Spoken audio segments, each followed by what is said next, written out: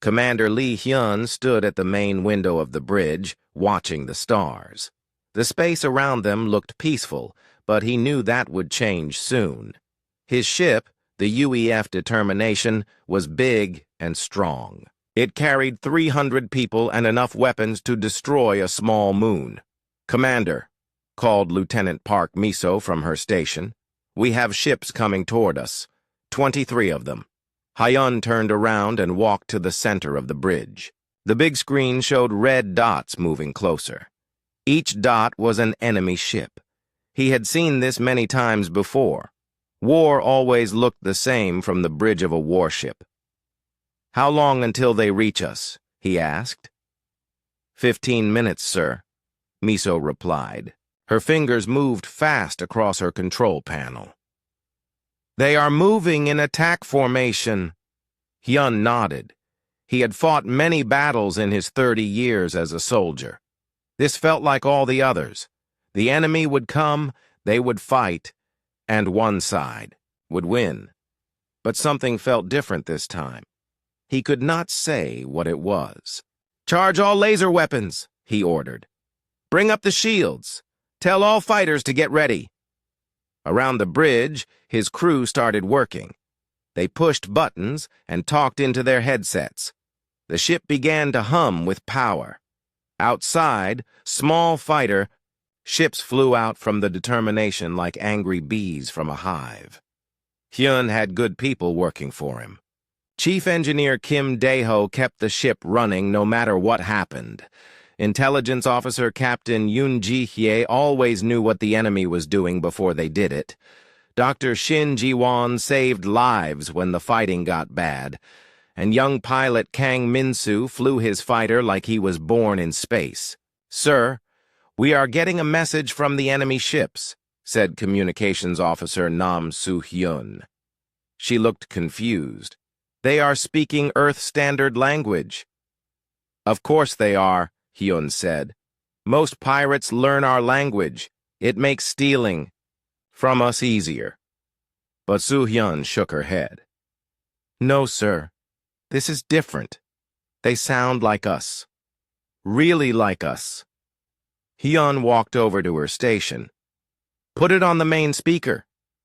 The voice that came through the speakers made everyone on the bridge stop what they were doing. It was clean and clear, with no alien accent or strange way of talking. It sounded like any person from Earth. "Earth Fleet ships. This is Captain Oh Hyun-woo of the Free Colonial Navy. You are in space that belongs to the Colonial Republic. Leave now or we will attack." Hyun felt cold. Colonial Republic?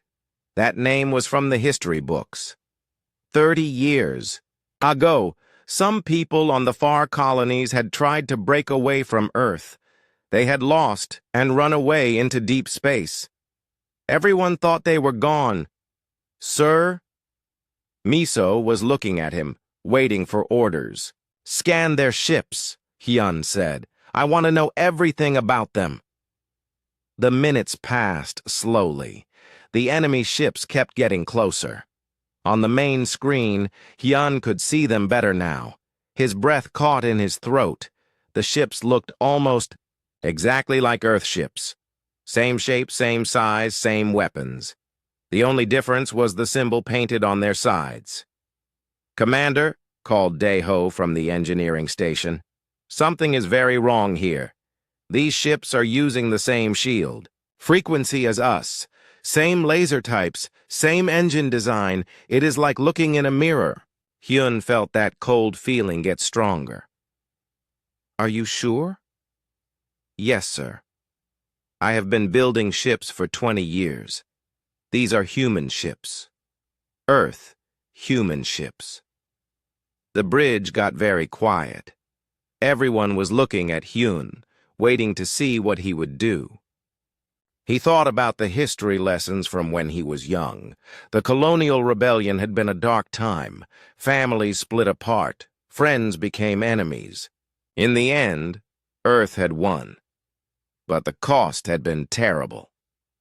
"All ships, prepare for battle," came another voice from the enemy fleet.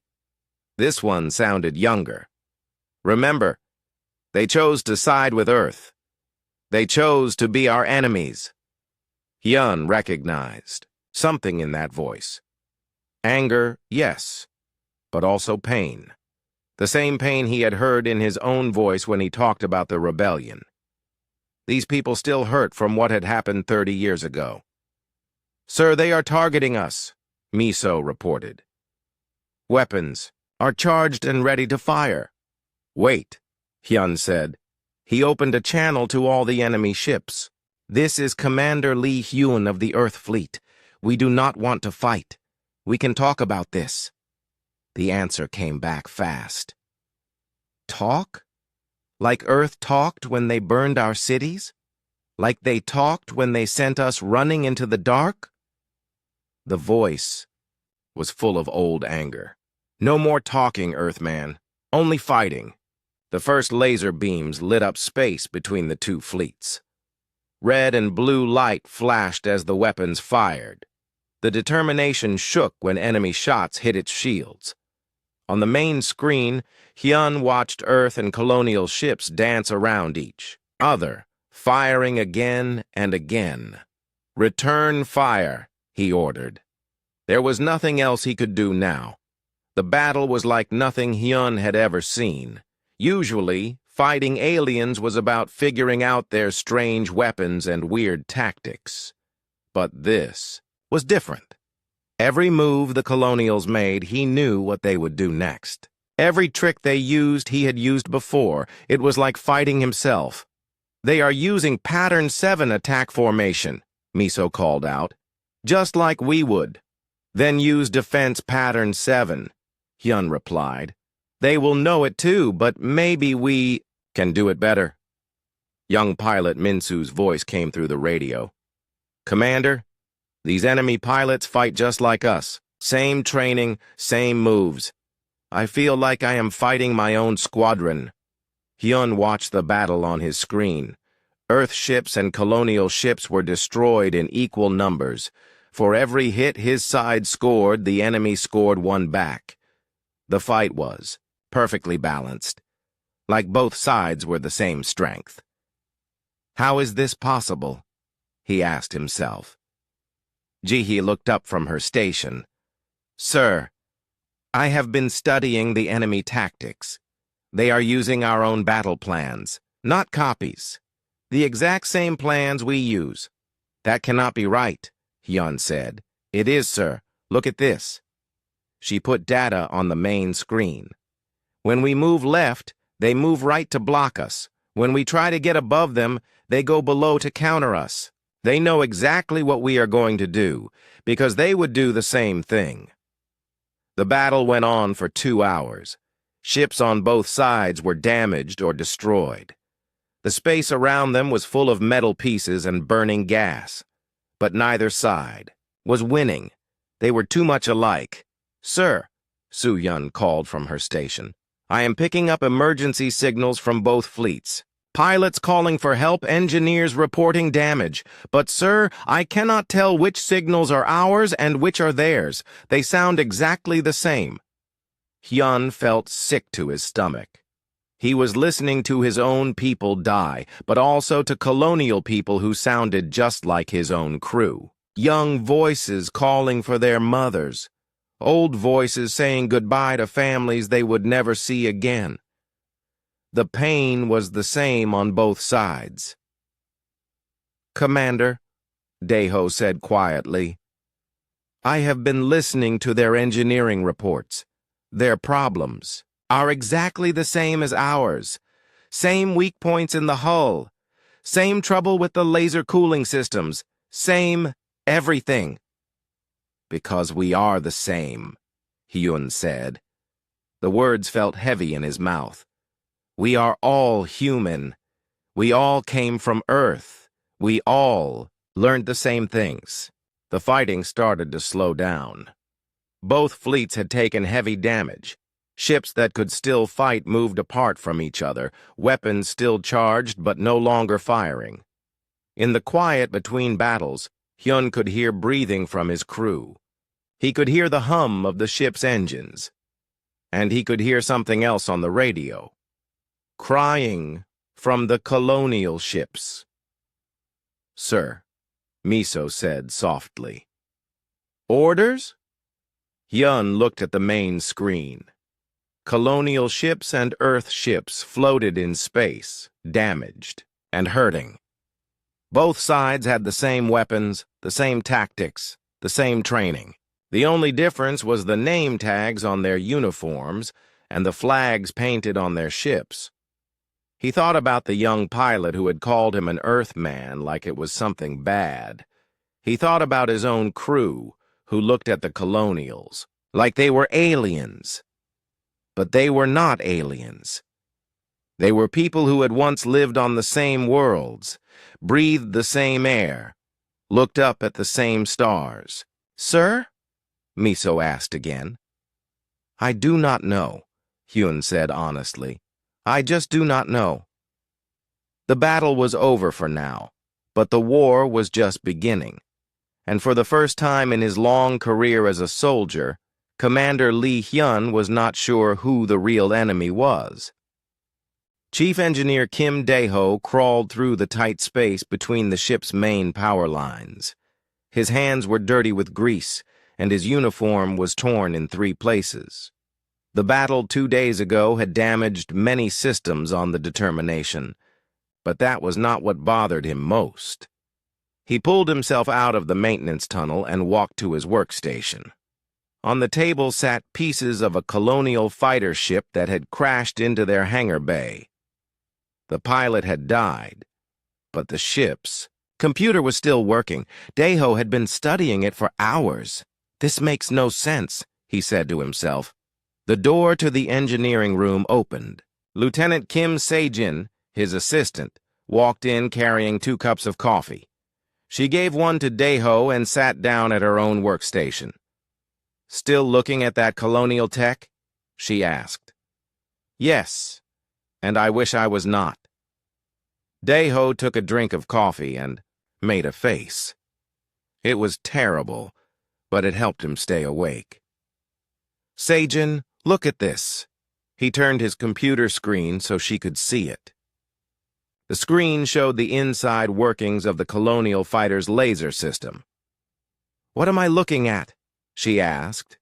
"The laser frequency modulator for their main guns," Dae-ho said. "Now look at this." He pulled up another screen showing the same system from an Earth fighter. "What do you see?" Se-jin looked back and forth between the 2 screens. Her face went pale. "They are exactly the same. Not just similar, exactly the same. Same design, same parts, same programming code. Even the serial numbers follow the same pattern." Dae-ho rubbed his eyes. "I have been checking everything. Their shield generators, their engine systems, their computer networks. All of it is the same as ours. But how is that possible? They have been gone for 30 years. Dae-ho stood up and walked to a big metal box in the corner of the room. Inside were more pieces from colonial ships. "That is what I have been trying to figure out. Look at this engine part." He held up a small metal cylinder. "This design was created 15 years ago on Earth. The colonials left 30 years ago. How do they have the same new technology?" Se-jin came over to look at the part. "Maybe they stole our designs somehow?" That is what I thought at first. But then I found this.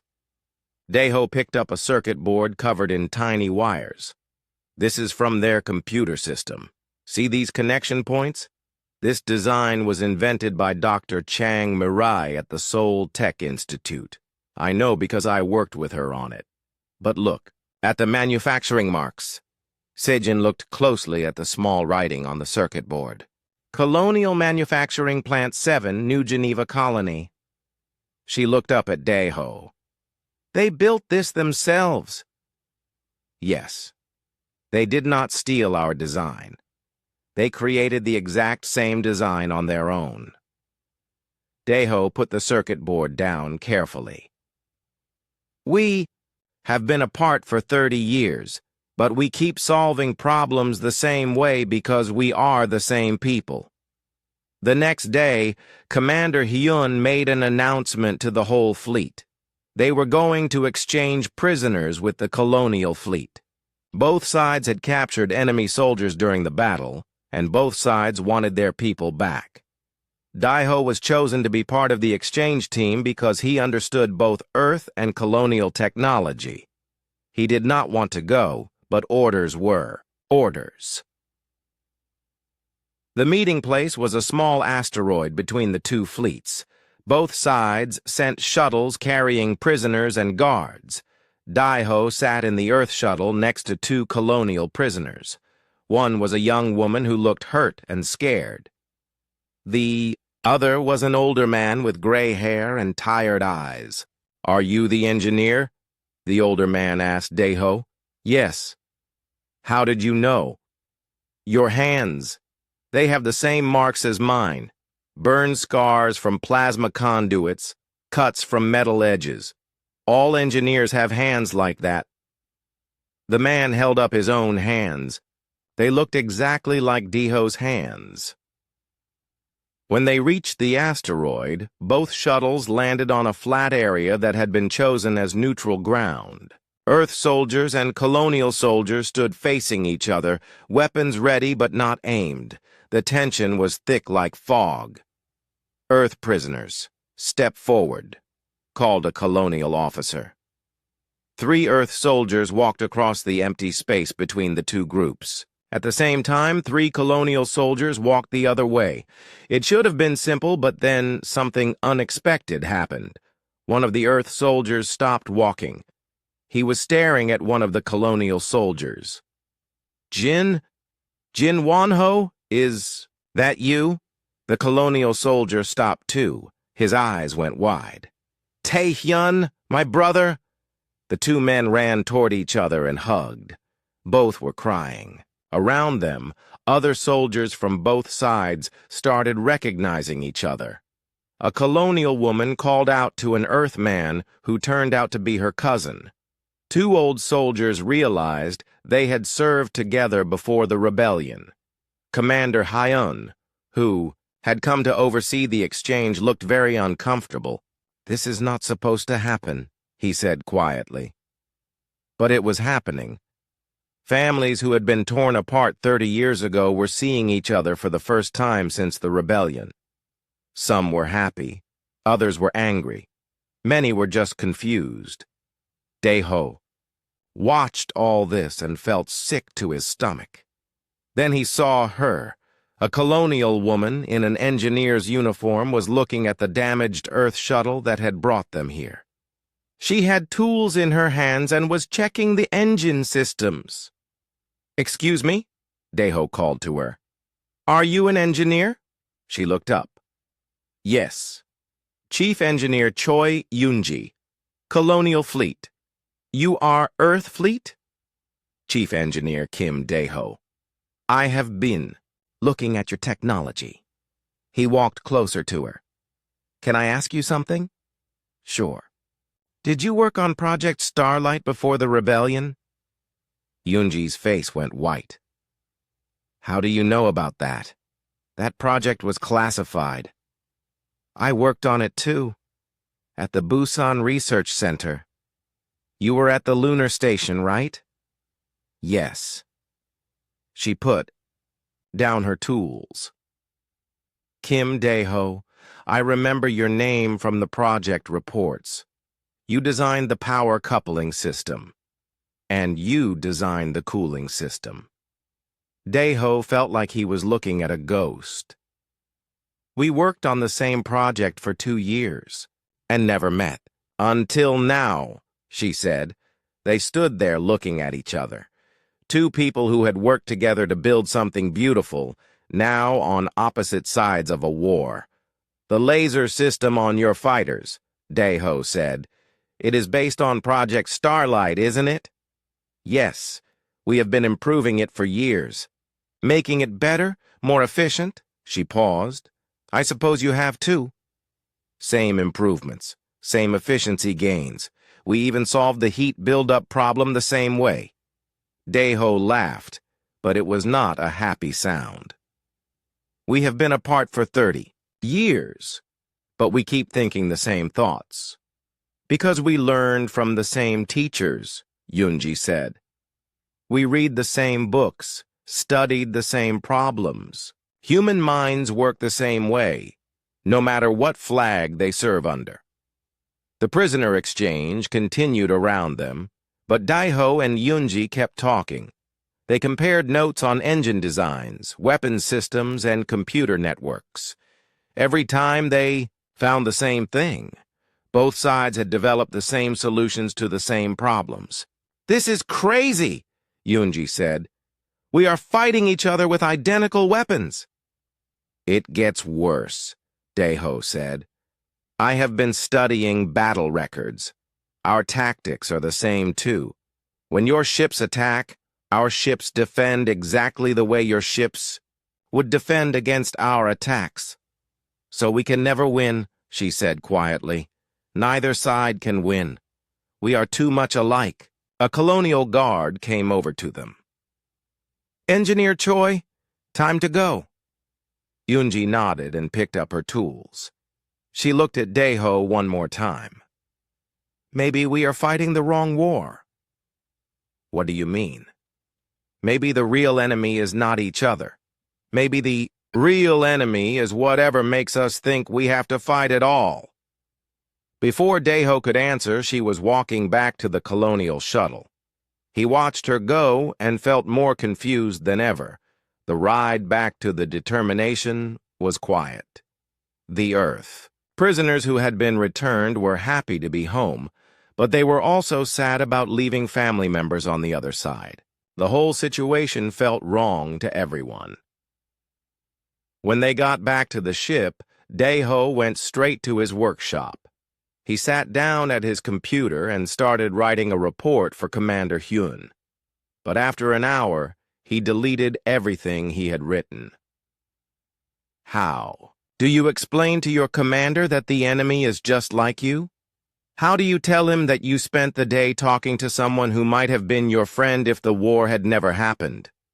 Daeho looked at the colonial technology on his workbench. Every piece of it could have come from an Earth factory. Every design could have come from an Earth laboratory.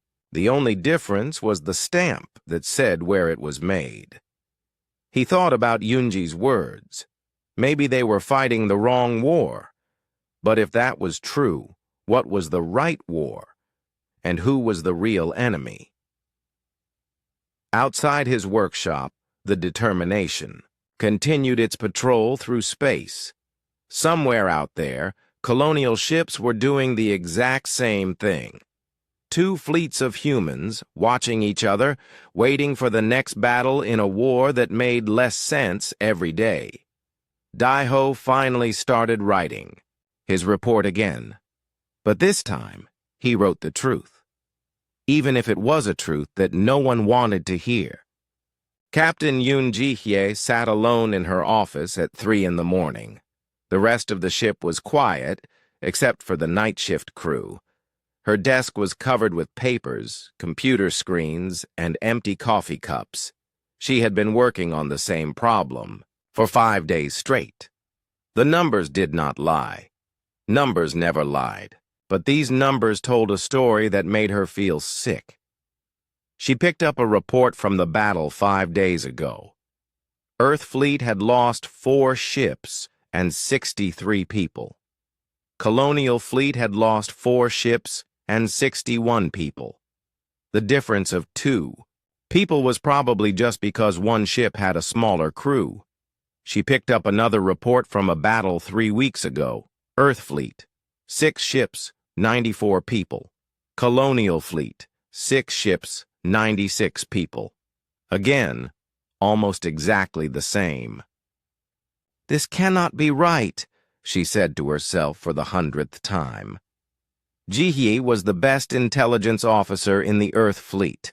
She had studied every battle, every skirmish, every small fight between Earth and colonial forces for the past 6 months. The pattern was always the same. Whatever Earth won, the colonials won somewhere else. Whatever the colonials lost, Earth lost the same amount.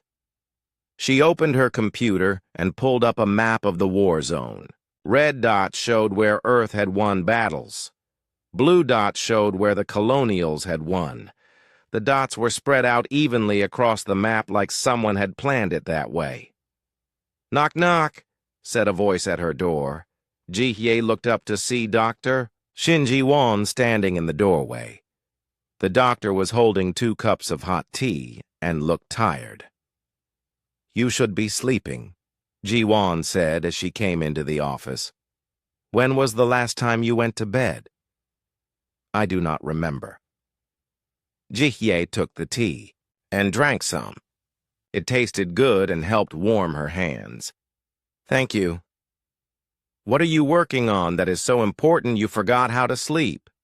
Ji-hye turned her computer screen so Ji-won could see it.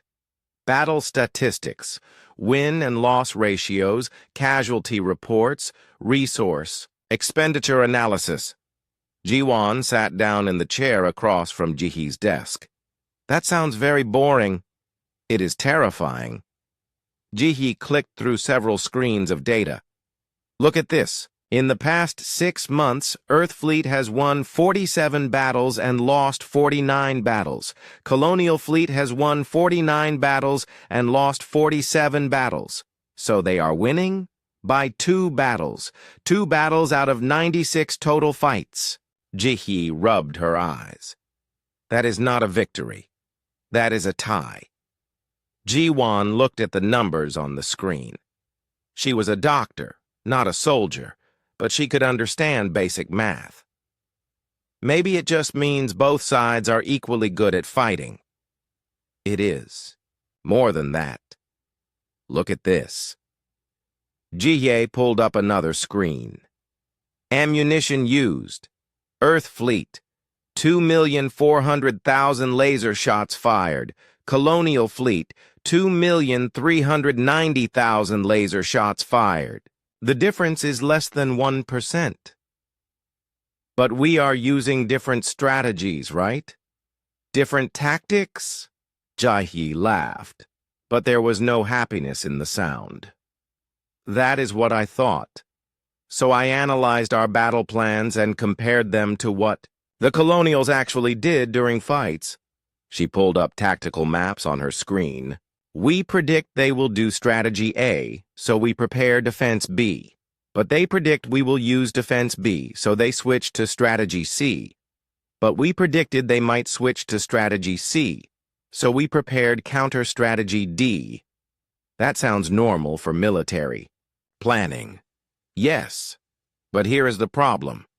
When I analyze what the colonials are doing, they are making the exact same predictions about us. They think we will do strategy A, so they prepare defense B. They predict we will switch to strategy C, so they prepare counter-strategy D. Jia put her head in her hands. "We are playing a game where both players know all the same moves." Ji-won was quiet for a moment. "What does Commander Hyun think about this?" "I have not told him yet. I wanted to be sure before I gave him a report that says our war is mathematically impossible to win." Before Ji-won could answer, alarms started going off throughout the ship. Red lights flashed and a voice came over the speakers. "All crew to battle stations. Enemy ships detected." "This is not a drill." Ji-hye and Ji-won ran to the bridge. Commander Hyun was already there, giving orders to his crew. On the main screen, 8 colonial ships were moving toward them. "Report," Hyun said when he saw Ji-hye. 8 ships, probably the same class as our own vessels. They are moving in formation Delta 7. "Then we will use counter formation Delta 7, Hyun said. It was standard procedure. Ji-hye watched the tactical display as both fleets moved into position. The colonial ships spread out, in exactly the pattern their training manuals said they would use against counterformation Delta 7. Her own fleet responded by switching to modified counterformation Delta 7, which the manual said was the correct response to that colonial movement. "Sir," called Lieutenant Park Miso from her station. "The enemy ships are changing formation again. They are now using Advanced Formation Delta 7. "Of course they are," Ji-hee said quietly. It was exactly what Earth ships would do in the same situation. The battle lasted 3 hours. Both sides fought hard and well. Ships dodged and weaved through space, firing lasers and launching missiles. Explosions lit up the darkness between the stars. When it was over, the Earth fleet had lost 2 ships. The colonial fleet had lost 2 ships. Both sides retreated to repair their damage and count their dead. On the bridge, everyone was tired and quiet. They had won nothing and lost nothing. The war was exactly the same as it had been before the battle started. "Casualty report," Hyun asked. 23 dead, 41 wounded, reported Dr. Ji-won, who had come back to the bridge after treating the injured. And the enemy? Ji-hee had been monitoring colonial communications during the battle.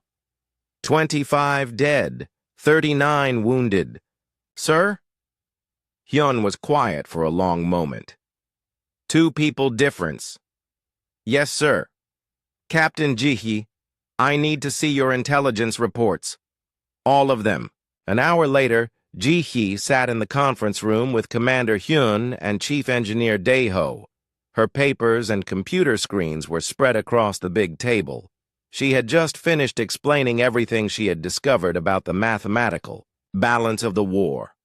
"So what you are telling me," Hyun said slowly, "is that this war could go on forever." "Yes, sir.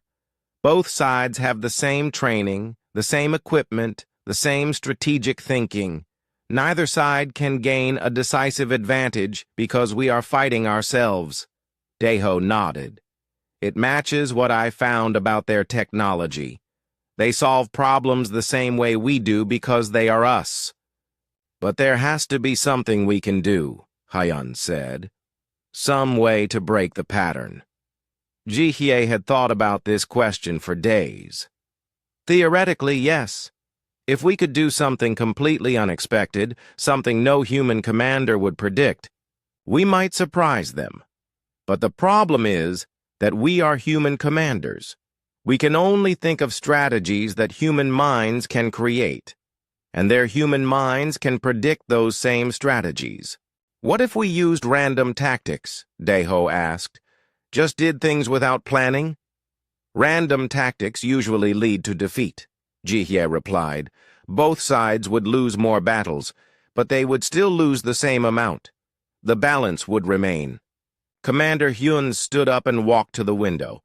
Outside, stars shone in the darkness. Somewhere among those stars, colonial ships were having the same conversation. Colonial officers were looking at the same numbers and reaching the same conclusions. "There is something else," Ji-hye said quietly. "The psychological cost." "What do you mean?" Hyun asked without turning around. "Our people are starting to notice the pattern, the pilots especially. They fight battle after battle with no real progress. They see the same faces in the enemy, fighters. They hear the same voices on the radio. Some of them are starting to ask why we are fighting at all." She thought about young pilot Kang Min-soo, who had come to see her yesterday. He had shot down a colonial fighter during the recent battle. But when he listened to the recording of the enemy pilot's final transmission, he heard a young man calling for his mother in the same accent Min-soo's own brother used. "Min-soo has been having nightmares," Ji-hye continued. "He dreams that he is fighting himself. Other pilots are reporting similar problems." "And the colonial pilots are probably having the same nightmares," Dae-ho said. "Most likely, yes." Commander Hyun finally turned back to face them. "So what do you recommend?" Ji-hye had prepared for this question, but she still did not like her answer. "Mathematically speaking, the most efficient strategy would be to stop fighting. That is not an option. We have orders from Earth Command. Then the second most efficient strategy would be to change the nature of the conflict entirely. Find a way to make it not about winning and losing. I do not understand. Neither do I, sir. But the current war is unsustainable. The numbers prove it. We are burning resources, losing people, and accomplishing nothing.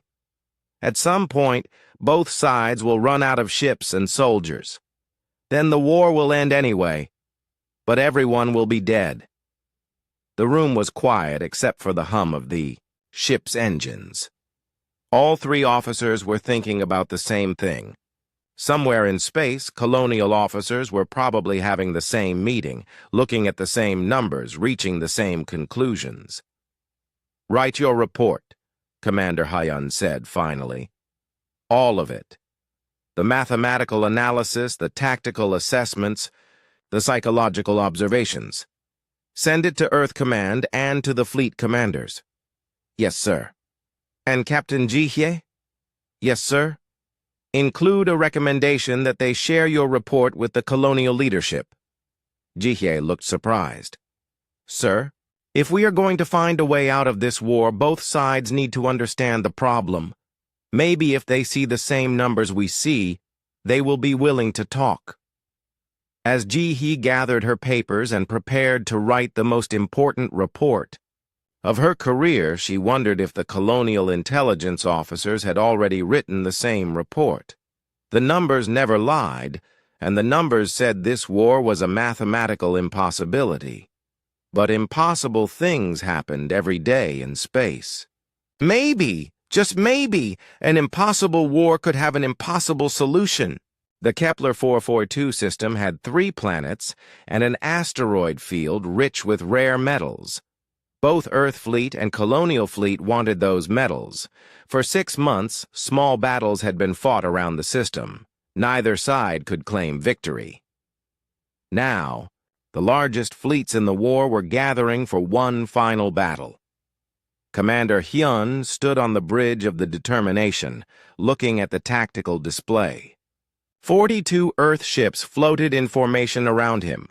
On the other side of the system, 43 colonial ships waited in their own formation.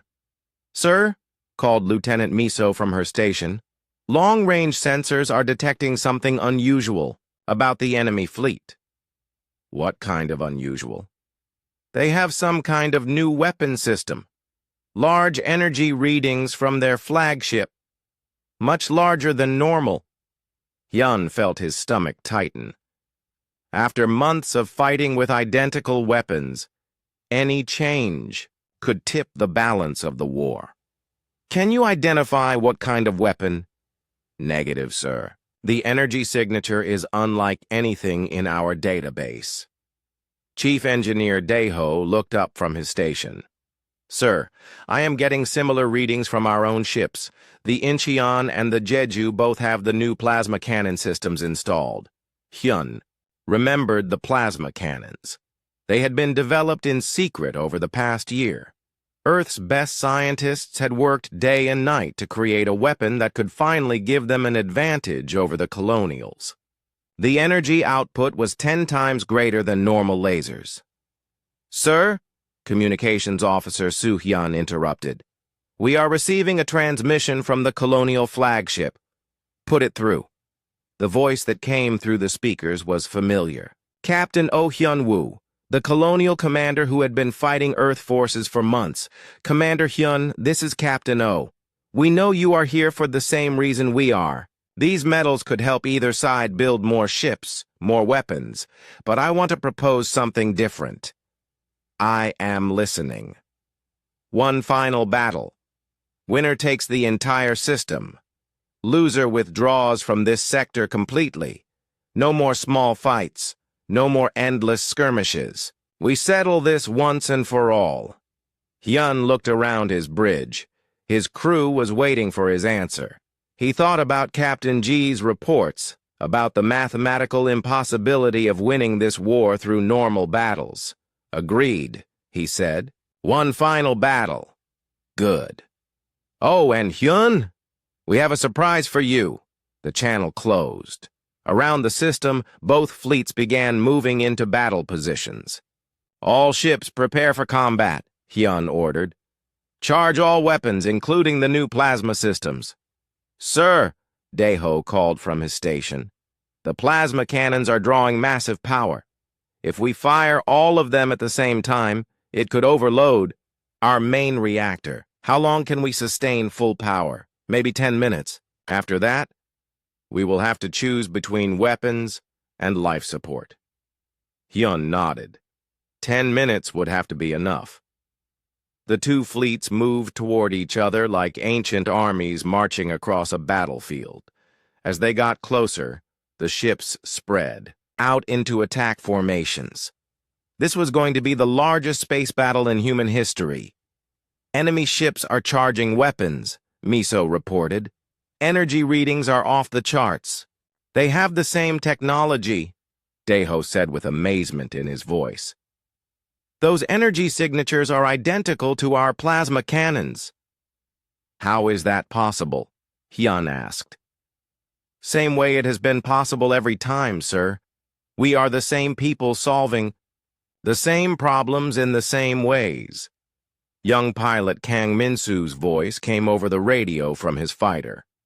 "Commander, I am seeing plasma cannon arrays on their ships.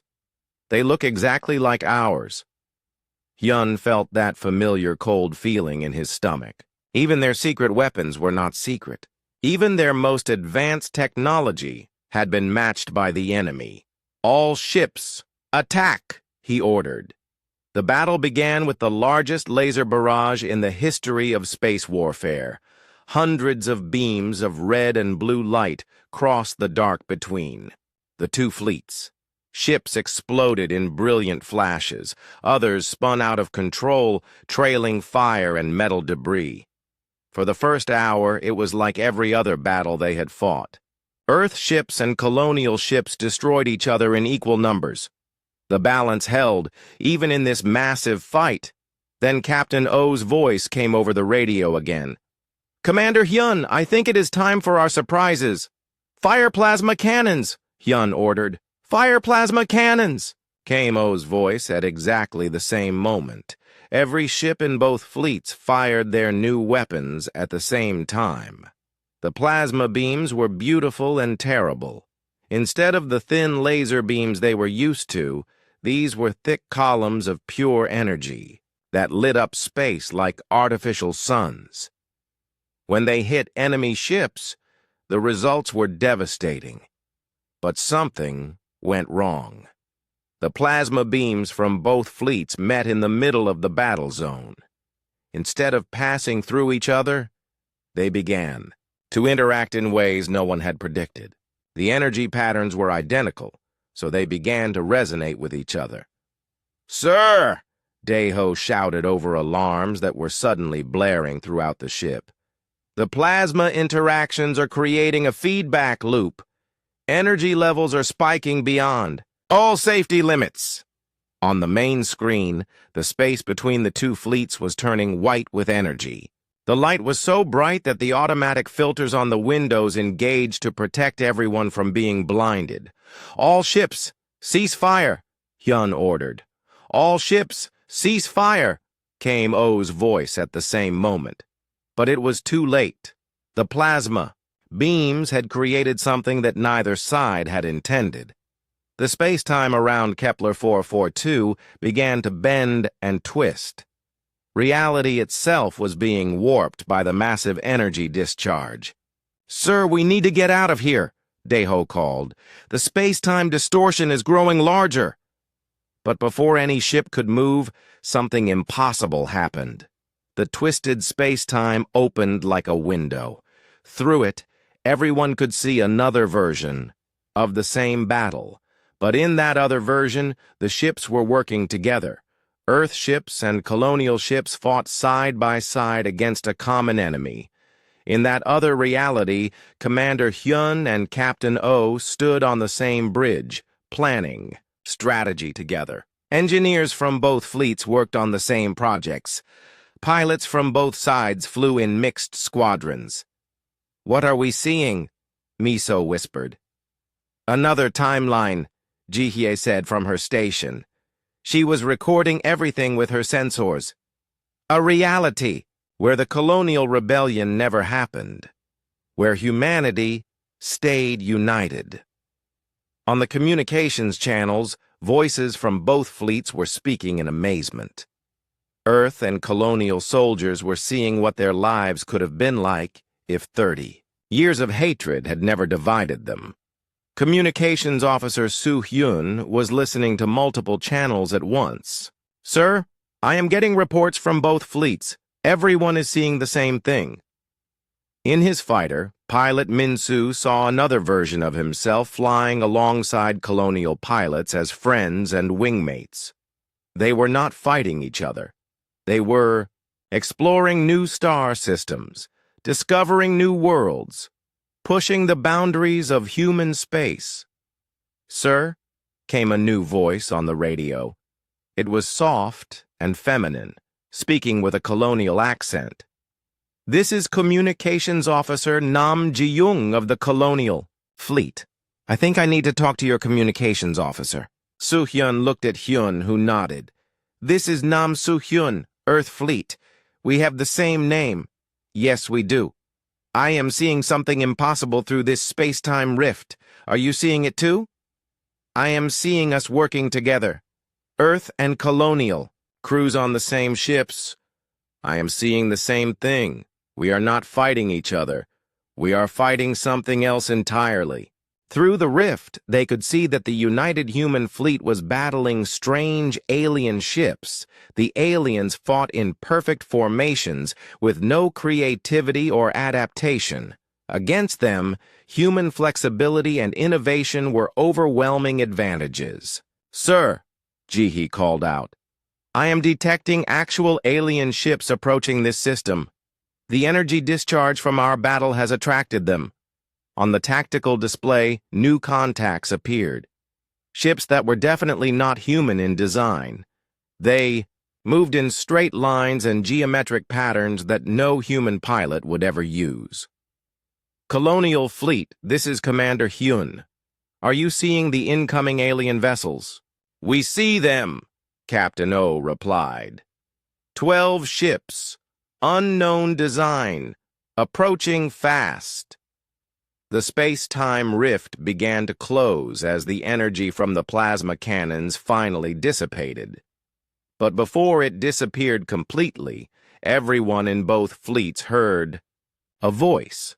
It was speaking in Earth Standard language, but with an accent none of them recognized. Warning to human vessels. You have entered territory claimed by the hegemony. Surrender or be destroyed. The rift snapped closed, leaving both fleets staring at each other across the battlefield. But now they had a bigger problem. Sir, Daeho reported. Our plasma cannons are completely drained. It will take hours to recharge them. Same here, came a colonial voice over the open channel. Our weapons are offline. The alien ships were getting closer. In 10 minutes, they would be in weapon range. Both human fleets were damaged from their battle and low on power. Against fresh alien ships with unknown capabilities, neither side would survive alone. Colonial Fleet, this is Commander Hyun. We hear you, Earth Fleet. I think we need to talk. I think you are right. For the first time in 30 years, human ships from both sides of the Civil War turned to face a common enemy. The sight they had seen through the space-time rift was about to become reality. But first, they had to survive the next hour. The real war was just beginning. 3 days after the battle with the alien ships, both fleets were still in the Kepler 442 system. Earth Command and Colonial High Command had sent angry messages demanding explanations. Both sides wanted their fleets to return to base immediately and resume the Civil War. Commander Hyun and Captain O ignored the messages. They were too busy planning something that had never been tried before in human history. The problem, O said as they sat in the Determinations conference room, is that our people need to compete. It is human nature. If we just tell everyone to stop fighting, they will find other things to fight about. But if we give them something better to compete for, Hyun replied, maybe they will stop trying to destroy each other. Around the table sat officers from both fleets. Chief Engineer Dai-ho from Earth Fleet sat next to Colonial Engineer Choi Yoon-ji. Intelligence Officer Ji-hye compared notes with Colonial Intelligence Officer Lee Jae-min. Dr. Ji-won discussed medical procedures with Colonial Dr. Kim Soon-ho. For 3 days they had been working on a plan. It was crazy and impossible and had never been tried before, which made it perfectly human. The galaxy is big enough for both of us, Yoon-ji said, pointing to a star map displayed on the table. Instead of fighting over the systems we already know about, why not race to discover new ones? Competitive exploration, Jae-min added. Earth Fleet takes these sectors, Colonial Fleet takes those sectors. Whoever discovers more habitable worlds, more useful resources, more scientific breakthroughs wins. But what do they win? Asked O. Bragging rights, Hyun said with a smile. And the right to name the new discoveries whatever they want. It was a simple idea, but it solved the fundamental problem of the Civil War. Humans needed to compete, but they did not need to kill each other. They could compete to build instead of competing to destroy. A knock on the conference room door interrupted their planning. Pilot Kang Min-soo entered, followed by Colonial Pilot Han Ji-young. Both young people looked nervous but determined. Commanders, Min-soo said formally, we represent a group of pilots from both fleets. We have a request. What kind of request? Hyun asked. We want to volunteer for the exploration missions, but not as separate fleets. He looked at Ji-young, who nodded encouragingly. We want to fly together, mixed squadrons with both Earth and Colonial pilots. Ji-young stepped forward. Sir, we have been talking with other young officers from both sides. We all grew up hearing stories about the Civil War, but we never lived through it. To us, the people on the other side are not enemies. They are just other humans who happen to wear different uniforms. The older generation fights because of old pain, Min-soo continued. But we do not have that pain. We can work together because we never learned to hate each other. Hyun and Oh looked at each other. This was not part of their plan, but maybe it was exactly what their plan needed. Both of our commands will be furious, Oh said quietly. Let them be furious, Ji-young replied. They can order us to fight each other, but they cannot order us to hate each other. Over the next 2 days, more young officers from both fleets joined the volunteer program. Engineers who wanted to design new ships together. Scientists who wanted to study alien technology. Medical officers who wanted to develop new treatments. Communications specialists who wanted to establish contact with other alien species. The older officers were more hesitant. They remembered the pain of the Civil War, the friends lost, the families divided. But even some of them began to see the possibility of something better. I have been thinking, Engineer Dai-ho said to his colonial counterpart Yoon-ji as they worked together to repair a damaged Earth ship. We spent 30 years developing the same technology separately. Imagine what we could build if we worked together. Faster ships, she replied, welding a hull plate back into place. Better weapons for fighting real enemies. Stronger shields. More efficient engines. Ships that could go farther than any human has ever gone before. To stars we have never seen. They worked in comfortable silence for a while, 2 engineers who understood each other perfectly despite wearing different uniforms. Meanwhile, on the bridge of the colonial flagship, Captain O was having a difficult conversation with his superiors. "You will return to base immediately," the voice from Colonial High Command ordered. "The ceasefire is over. Resume combat operations against Earth Fleet."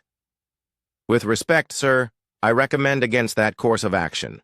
Your recommendations are—" "Not requested, Captain. Your compliance is required." O looked around his bridge at his crew. They were listening to the conversation, waiting to see what he would do. Many of them had spent the past few days working alongside Earth Fleet personnel. They had made friends, shared stories, discovered they had more in common than anyone had expected. "Sir," O said carefully, "I believe there is a better way to serve colonial interests than resuming the Civil War." "Explain." "Competitive exploration. We race Earth Fleet to discover new worlds, new resources, new technologies. Winner gets territorial claims and naming rights. Loser provides support services." There was a long silence on the communication channel. Finally, the voice from High Command spoke again. "That is the most ridiculous military strategy I have ever heard." "With respect, sir, the current military strategy is mathematically impossible to win. We have been fighting for months with no decisive victories. This new approach gives us a chance to actually achieve something." On the Earth Fleet flagship, Commander Yun was having an almost identical conversation with Earth Command. The responses from both high commands were predictably negative. But then something unexpected happened. Captain Jihye had been monitoring communications from both fleets when she noticed something interesting. "Sir," she reported to Hyun, "I am detecting unofficial communications between Earth Command and Colonial High Command." "What kind of communications?" "It appears that both commands are talking to each other directly. First time in 30 years. Hyun felt a spark of hope. If the leadership on both sides were actually talking instead of just shouting orders, maybe there was a chance for real change. The breakthrough came from an unexpected source. Dr. Ji-won had been analyzing the alien technology recovered from the battle. Working with Colonial Dr. Sunho, she had discovered that the alien weapons were based on principles completely different from human technology. "This changes everything," she explained to the Joint Command meeting. "The aliens we fought were just scouts. Their weapon systems suggest they come from a much larger and more advanced civilization." "How much larger?" O asked. "Based on the energy signatures and manufacturing techniques, I estimate they can field fleets of thousands of ships, maybe tens of thousands." The room went quiet. Both human fleets combined had fewer than 100 ships. "If they decide to invade human space," Ji-won continued, "neither Earth nor the colonies could stop them alone. We would need to combine all human resources, all human knowledge, all human creativity. And even then it would be difficult," added Engineer Daeho Jihye, pulled up a galactic map on the conference room display. "But if we expand rapidly, if we establish outposts throughout the galaxy, we become harder to defeat. Scattered colonies are harder to destroy than centralized governments. Competitive exploration is not just a way to end the Civil War," Jamin realized. "It is a survival strategy for the entire human species. We spread out fast, claim as much territory as possible, establish as many colonies as we can," Hyun said, understanding the full scope of the plan. "Earth Fleet and Colonial Fleet race each other to see who can expand human space faster. And if the aliens come back," O added, "they will find humans everywhere, too widespread to eliminate easily." That evening, both Earth Command and Colonial High Command sent new orders. The Civil War was officially suspended. Both fleets were authorized to begin competitive exploration missions. The first to establish 10 successful colonies would be declared the winner and receive additional resources for further expansion. Young pilot Minsu sat in the fighter bay with his new wingmate Ji-young. They were looking at star charts, planning routes to unexplored systems. "I still cannot believe this is happening," he said. "What part? That we are not trying to kill each other anymore, or that we get to explore the galaxy together?" "Both, I think." Ji-young smiled. "My grandmother used to tell me stories about the early space explorers. Before the colonies, before the rebellion, she said they were the bravest people who ever lived because they flew into the unknown just to see what was there. Now we get to be those people, better than those people. They explored alone. We get to explore together." Across the ship, similar conversations were happening between Earth and colonial personnel. Engineers discussing new ship designs, scientists planning research projects, communications officers learning each other's languages and customs. Commander. Hyun stood on the bridge, looking out at the stars. Tomorrow, both fleets would leave Kepler 442 and head in different directions. Earth fleet would explore the galactic north. Colonial fleet would explore the galactic south. They would race to see who could discover more, build more, achieve more. But they would race as competitors, not enemies. They would push each other to be better, to go farther, to reach higher. And when they met again, they would compare their discoveries and celebrate what humanity had accomplished together. "Sir," Lieutenant Miso called from her station, "both fleets report ready for departure." "Signal the colonial fleet," Hyun ordered. "Tell them good luck, and may the best explorers win." "And sir, what should I tell them we are racing to?" Hyun smiled. "The future. We are racing to the future." The two fleets separated and headed toward different stars. Behind them, they left the wreckage of old battles. Ahead of them lay infinite possibilities. The Civil War was over. The age of exploration had begun. And somewhere among the stars, humanity would find its destiny not as two divided peoples, but as one species with two different paths to greatness.